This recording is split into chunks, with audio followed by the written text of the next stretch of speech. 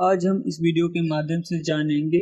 जो कि आपका ज़मीन दाखिल खारिज नहीं हुआ है तो आप अपने ज़मीन को कैसे सर्वे करवा सकते हैं। और कई पॉइंट हैं जो कि हम इस वीडियो में बात करने वाले हैं। जैसा कि जो ज़मीन आपके पास रखे हुए हैं या जिस पे आप कब्जा कर रहे हैं, जिस पे आप दावा कर रहे हैं कि यह ज़मीन मेरा है, तो वह ज़मीन का कागज़ सिर्फ आपके पास होना चाहिए। कहने का मतलब यह है कि जो ज़मीन आपको प्राप्त है उसका मूल दस्तावेज आपके पास होना चाहिए, या चाहे वह ज़मीन जो कि है आपको किसी भी तरह से प्राप्त हुआ हो, जैसे कि खतियानी हो या केवाला से हो या दान पत्र से हो के माध्यम से प्राप्त हो, या कोई बंदोबस्ती किया गया हो या वासीगत पर्चा के द्वारा प्राप्त हो। किसी भी तरह से दोस्तों आपको यह ज़मीन प्राप्त है तो आपके पास मूल कागज आपके पास होना चाहिए, बशर्ते उसका जो भी है दाखिल खारिज हो या नहीं हो। तो एक जानकारी और निकल के आ रही है जिसमें कि बताई गई है कि सरकार द्वारा शिविर लगाई जाएगी, जिसमें जिस जमीन का अगर अभी तक दाखिल खारिज नहीं हुआ है, वर्षों से नहीं हुआ है, जैसे 50 साल, 60 साल, 70 साल जो कि है आप खरीद चुके हैं, खरीदा हुआ है, जमीन जोत रहे, आवास में है और उसके पास जो कि उस पे घर बना के आप रह रहे हैं, फसल भी उगा रहे हैं, तो उस तरह के जमीन को जो कि है दस्तावेज होना चाहिए। जमीन का आपके कब्जे में है तो सरकार जो है उसका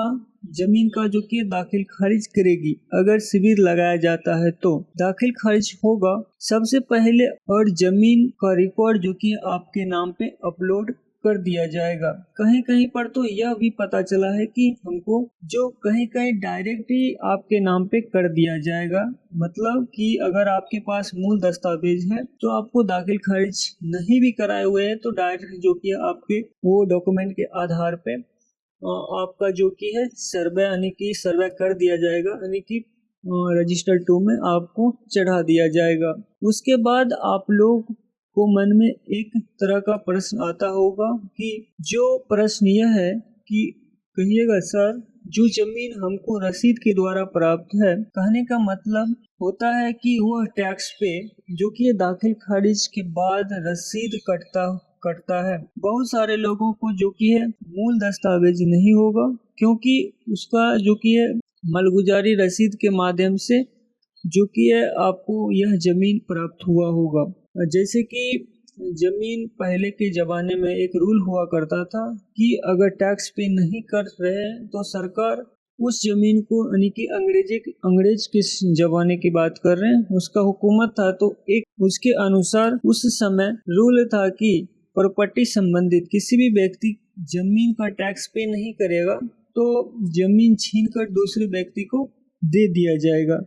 तो इस कंडीशन में होता था यह कि एक नीलामी कागज तैयार किया जाता था, या राजस्व कर्मचारी द्वारा, उस टाइम की बात कर रहे हैं जो पिछले कई वर्षों में था, जो कि राजस्व कर्मचारी द्वारा एक टैक्स जो कि है पे करने वाला एक पेपर होता है जिसे हम मालगुजारी बोलते हैं, वो रसीद जो कि अगले व्यक्ति के नाम पर काट कर दे दिया जाता था, और वह जमीन, वह जो प्रॉपर्टी उनके उससे लेकर दूसरे व्यक्ति को दिया जाता था, उस व्यक्ति से उस जमीन का टैक्स लेता था, लेकर उसके नाम पे जो कि रसीद काट कर दे दिया जाता था, उसका जमीन उसका हो जाता था। दोस्तों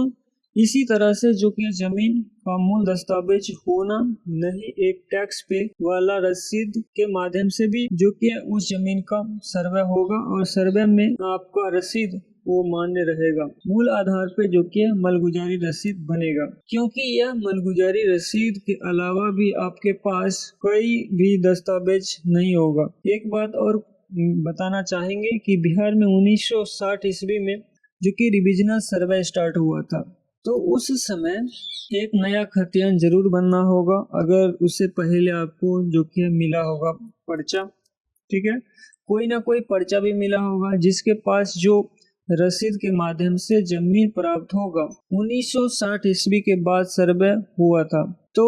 उसमें व्यक्ति को रसीद या जमीन प्राप्त हुआ होगा, ठीक है। रसीद 1960 सर्वे के एक नया खतियान भी खुला होगा, या कई कागज मिले होंगे जिनमें कि रिविजनल सर्वे में तो कोई एक पेपर होगा। लेकिन हाँ, एक बात और बता दें कि दोस्तों आसानी से आपको जो कि सर्वे नहीं होने वाले हैं, क्योंकि सभी के पास कोई ना कोई परेशानी जरूर है। तो व्यक्ति को कुछ ना कुछ तो प्रॉब्लम होता ही भाई साहब जमीन संबंधित। इससे पहले दाखिल खारिज की प्रक्रिया होती थी। आपको मालूम ही होगा कि जब तक आप पैसा नहीं देते तब तक आपके जमीन का रसीद काट के नहीं दिया जाता था। तो इसी तरह से जो कि है जमीन सर्वे अपन शुद्धता तरह से आप करवा सकते हैं। आशा करते हैं कि ये वीडियो आपको अच्छा लगा होगा। Thanks for watching. Like share and subscribe.